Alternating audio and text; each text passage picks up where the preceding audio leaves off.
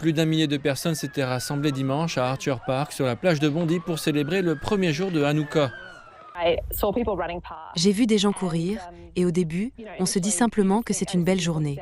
On pense que les gens s'amusent, puis d'autres personnes ont couru en criant qu'il y avait un tireur, une fusillade de masse, qu'il tuait des gens, et j'ai entendu les coups de feu.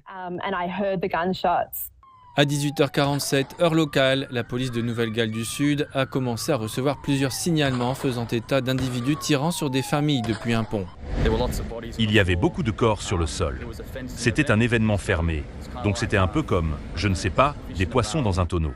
Alors que les services d'urgence se précipitaient sur les lieux, les images diffusées par les médias locaux montraient des scènes bouleversantes. Plusieurs victimes gisaient sur l'herbe, tandis que des médecins et des passants tentaient désespérément de leur sauver la vie. À 21h36 heure locale, les autorités australiennes ont déclaré qu'il s'agissait d'un attentat terroriste. Elles ont également révélé que les équipes de secours et de déminage travaillaient sur un véhicule situé à proximité qui contiendrait plusieurs engins explosifs improvisés. Lors d'une conférence de presse d'urgence, le Premier ministre australien Anthony Albanese a déclaré que le pays était solidaire de la communauté juive. Une attaque contre les Juifs australiens est une attaque contre tous les Australiens. Et tous les Australiens seront ce soir, comme moi, bouleversés par cette attaque contre notre mode de vie.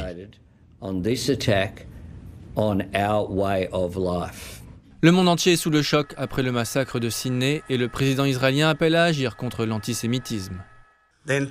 À cet instant précis, toute la nation israélienne retient son souffle tandis que nous prions pour le rétablissement des blessés. Mais au milieu de la terreur, des actes héroïques ont été accomplis. Des images montrent le moment extraordinaire où un tireur est maîtrisé et désarmé par un passant. Les coups de feu ont cessé, mais la communauté mettra longtemps à digérer ce qui s'est passé. La célèbre plage australienne de Bondy est désormais presque déserte.